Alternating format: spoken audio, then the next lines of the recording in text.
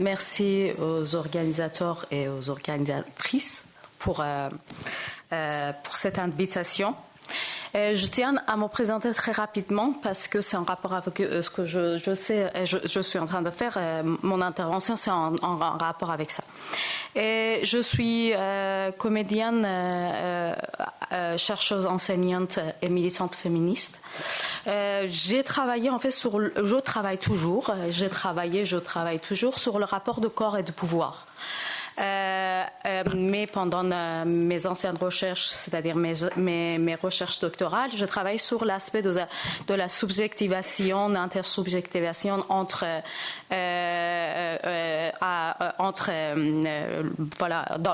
des sujets, des artistes depuis les années 60, dans le rapport mutuel, dans l'interaction mutuelle entre le pouvoir et la résistance. Donc, mon centre d'intérêt, c'est sur ces deux pôles. Résistance et oppression, pouvoir, l'exercice de pouvoir.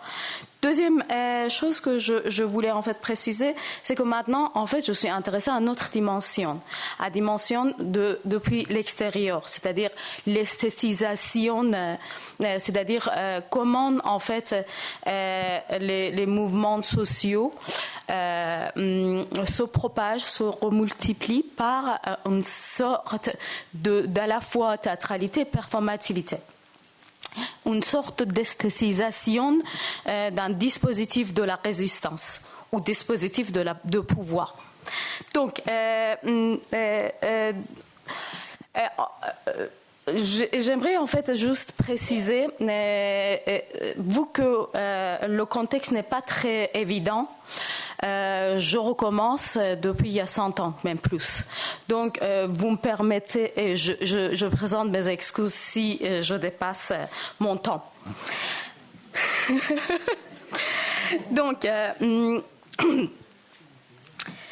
voilà. Je vois, en fait, j'ai allumé le feu déjà.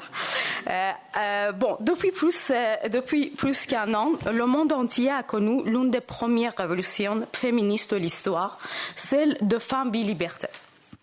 Découlant de son caractère féministe, ce qui distingue cette révolution en cours des autres réside dans sa dimension créative.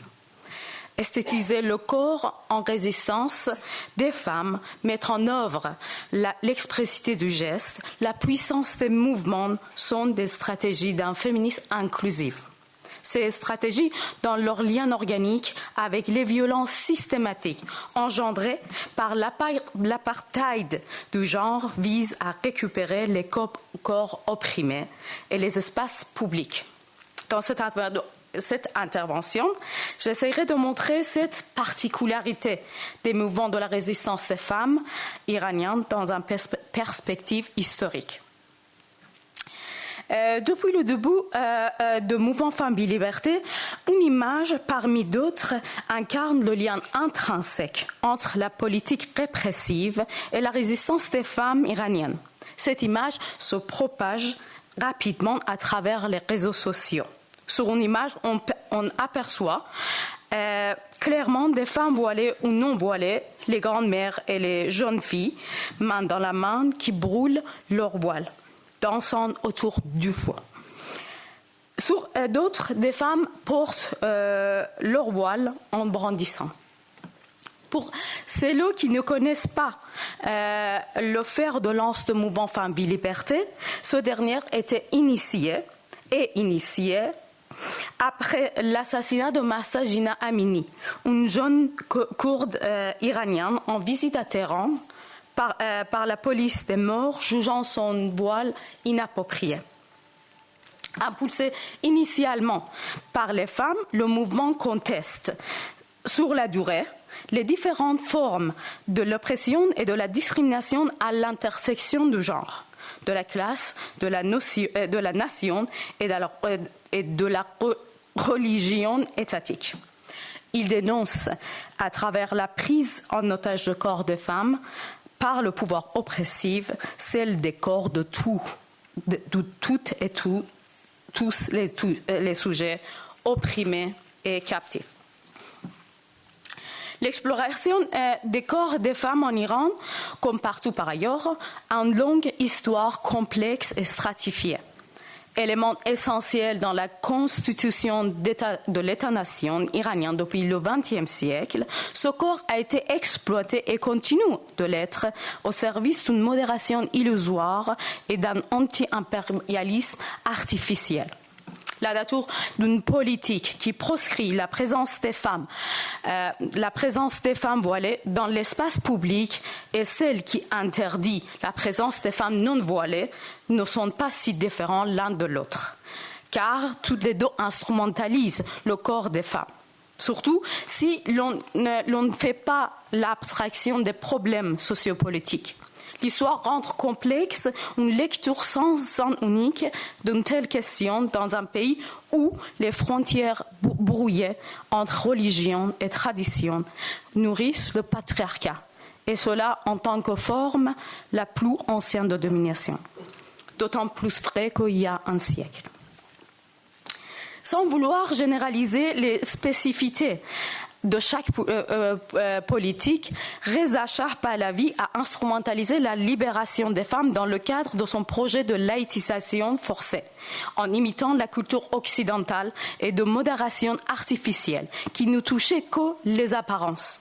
Autrement dit, le but de son projet ne visait pas les racines patriarcales de l'inégalité de genre, puisque lui-même, le Shah d'Iran, le représentant de Dieu sur terre, en vue sa position de royaliste et de dictateur, ne pouvait pas croire à cette égalité.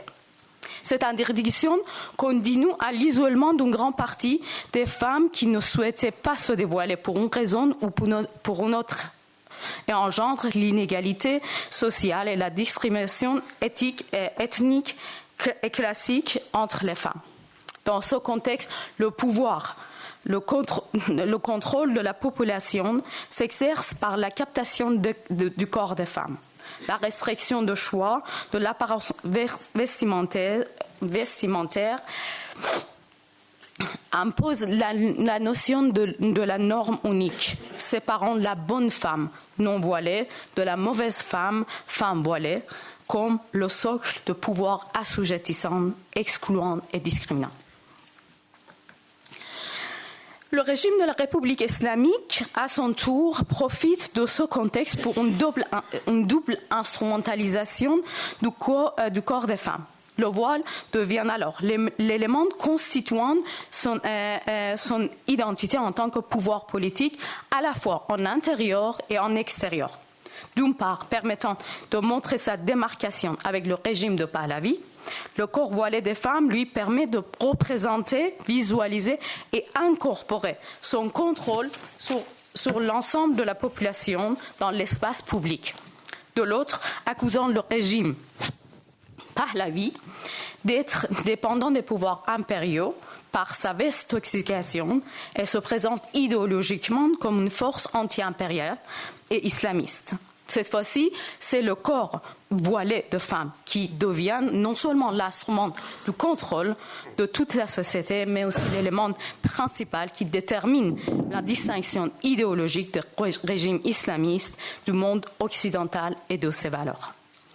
Or, la discrimination des femmes des normes d'apparence non islamique et l'obligation légale du voile ne permettraient pas suffisamment à l'autorité de contrôler, de domestiquer les corps des femmes qui transgressaient la loi, ici et là, par les initiatives individuelles, par les désobéissances civiles. Il fallait donc une nouvelle notion, plus ambiguë, pour que le gouvernement puisse réprimer les femmes. D'où la naissance du concept mal voilé ou voile inapproprié, ce qui a abouti finalement à la mort de l'assassinat de Mahsa Jina et beaucoup d'autres femmes. En tant que ce concept dans le discours officiel de la République islamique comme clé de la répression des corps a entraîné la mort de plusieurs femmes. En tant qu'un des piliers fondamentaux de la République islamique, le voile constitue l'élément idéologique essentiel qui incarne l'exercice de pouvoir, et cela directement sur le corps des femmes. Et par extension, ce pouvoir est dirigé sur l'ensemble de la population.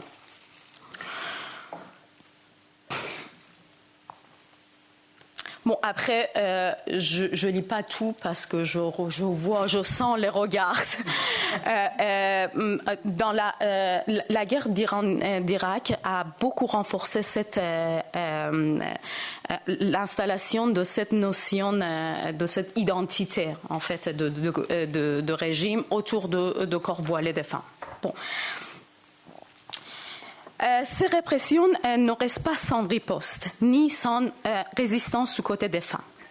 Il faut savoir que la question du voile obligatoire a été une dimension fondamentale de la subjectivation politique, de la façon dont les Iraniens se sont reconfigurés comme sujets politiques après la révolution 1979.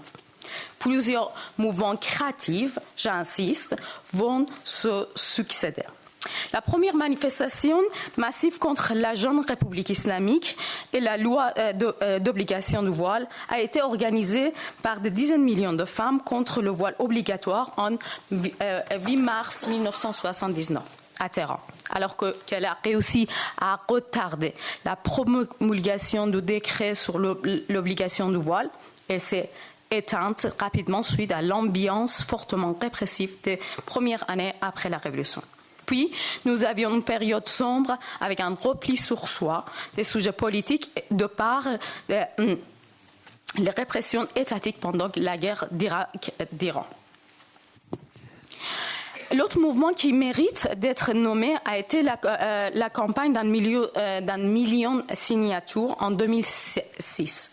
Organisé par les féministes de nature réformiste, ce mouvement réclamait des revendications juridiques et espérait agir sur la législation dans le cadre de la réforme de la Constitution. Entre ces deux mouvements, en ces deux périodes, nous sommes le témoin des non-mouvements. Notion forgée par la sociologue Assef Payot pour décrire les mouvements non collectifs ayant un objet commun. Nous pouvons compter les actes comme se maquiller, ne pas porter les voiles serrés contre le visage, montrer les bouts de cheveux, porter des vêtements, etc. Il s'agit de tentatives différentes de désobéissance civile et individuelle des femmes désirant reprendre la possession de leur corps au dispositif d'apartheid genré. Ce pouvoir organise toujours d'une manière préalable et autoritaire l'agencement des corps dans l'espace public ainsi que leur déplacement et apparence conformément à ses propres politiques tant à l'intérieur qu'à l'extérieur. Ce genre de la résistance spontanée, en brisant petit à petit le mur de peur et en renforçant la capacité d'agir des femmes, transforme les femmes en sujets politiques et aboutit à un autre mouvement, les filles de la rue, la révolution. En 28 septembre 2018, une jeune femme, Vida Movahed, se dévoile sur une plateforme dans la rue de la Révolution à Téhéran et porte son voile en étendard sur un bâton de bois. En raison de son arrestation et de l'incapacité à l'identifier, on lui attribue le pseudonyme de fille de la Révolution, de la rue de la Révolution. Très vite, son geste, repris par des femmes et des hommes. Reprise par des femmes voilées ou pas, des hommes et des hommes, le geste de la fille de la Révolution s'est multiplié partout en Iran. en s'étendant au sujet masculin qui porte le voile en étendard, le champ d'action de cet acte dépasse les frontières de la discrimination identitaire et de la division sexuelle. Enfin, un mouvement politique et constataire est né en lien étroit avec l'histoire de la répression de corps féminins. Cette dernière avait un rôle important, à mon sens, dans le soulèvement de femmes et libertés. D'une part, il a montré la puissance du geste et du corps en mouvement des femmes comme une arme de la résistance, son potentiel à se multiplier, sa puissance expressive qui incorpore l'histoire de la récupération des femmes iraniennes par le pouvoir, de leur résistance et enfin dans son caractère symbolique, politique, s'inscrivant dans ce que j'appellerais l'esthétisation de gestes politiques de la résistance. En outre, en étendant le lieu de la résistance et ajoutant la plateforme au lieu de la politique comme un espace particulier et symbolique, ce geste contribue à une sorte de réappropriation féministe de l'espace politique. Bon, j'explique très rapidement. Les images que vous voyez, c'est des plateformes où, en fait, la fille de la Révolution, évidemment Movahed, était sur cet espace pour se dévoiler. Donc, ce qui est très intéressant, tout l'espace, en fait, les gens, ils se prennent en photo, ils diffusent. En fait, ça devient un espace de résistance, vraiment. Et ce qui est encore plus intéressant, c'est que le pouvoir investit pour mettre un dispositif rectangulaire, je sais pas, un dispositif qui empêche les gens d'aller sur cet espace. Donc, à ce point, dans ce sens que je dis, en fait, création, la particularité créative, c'est aussi dans ce sens qu'aussi, en fait, le côté expressif du geste, de corps en mouvement, du geste dansé, en fait, des femmes. Voilà. Donc, de l'autre côté, pour dire rapidement, il y a une mise en scène fortement performative dans la performance de ces femmes, en lien avec la condition matérielle. C'est la raison pour laquelle ce geste devient une icône ou symbole de la résistance féministe. Il agit parfaitement sur la ligne rouge de pouvoir dont l'objectif est d'effacer la visibilité des femmes. Donc, à mon sens, ce mouvement avait un grand... J'ai beaucoup dépassé ? Non. Parce que j'ai pas commencé en fait. Non, je vous ai fait peur. En fait, bon voilà. C'est parce que en fait, à mon sens, en fait, ce geste a beaucoup contribué à la multiplication mondiale, internationale de ce geste. Donc, le mouvement de femmes, vie, liberté est d'une certaine manière une sorte de réactivation massive de tous ces mouvements, ces formes de résistance individuelle, collective, spontanée ou organisée. Et partout en Iran. Dans ce mouvement, ici, en fait, j'essaierai de parler de cette esthétisation du geste de la résistance. 5 minutes. Ah, ok, c'est beaucoup en fait. J'ai fini, finalement. Donc, de 5 stratégies, 5 formes de la résistance des femmes, mais il y en a beaucoup plus. Donc, le geste V, en signe de la victoire, est le geste de brandir le voile.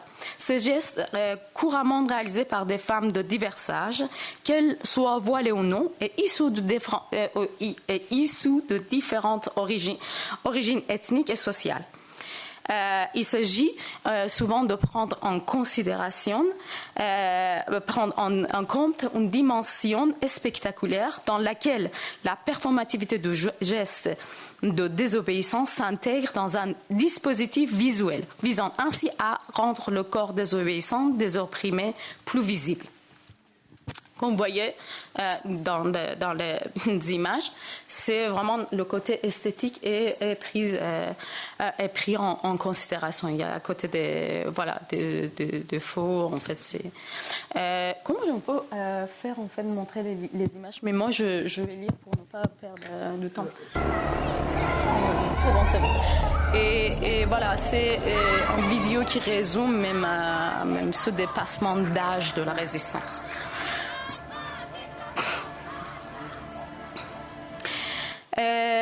La performativité de ces corps représente une forme de réappropriation des corps captifs d'un pouvoir qui impose sa norme unique de femme de bien, femme voilée. Deuxième stratégie, c'est une réappropriation artistique de ces gestes. Par les artistes anonymes, une forme d'esthétisation artistique du corps résistance des femmes qui s'inscrit plutôt dans un registre symbolique de réappropriation du corps.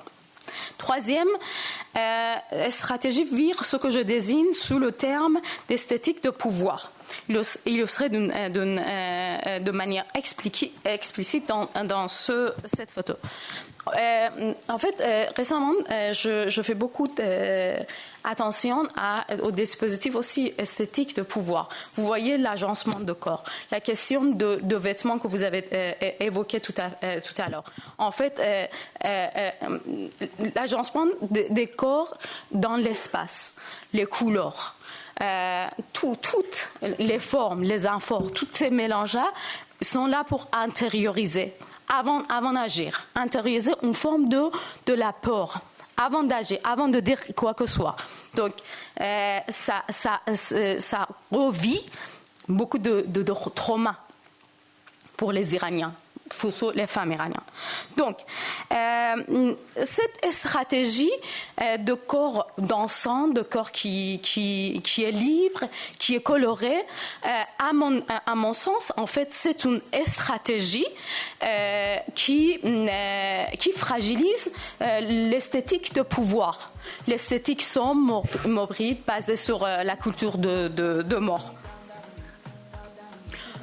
Je pense que, en fait, c'est une vidéo qui est beaucoup circulée sur les réseaux sociaux. Donc, quatrième stratégie, c'est la reprise de la même geste des filles, des femmes qui étaient arrêtées à cause de danser, à cause de fragiliser, détruire cette esthétique de pouvoir. Donc, on voit en fait que celles qui sont en Iran, en fait, ils cachent le visage et puis, en fait, il refait le même geste. Cette geste est devenue très, en fait, cette stratégie est devenue, je ne sais pas comment on peut... Virale, oui. Comment non, on peut... c'est des vidéos, ça. Juste rapidement pour montrer. J'appuie où?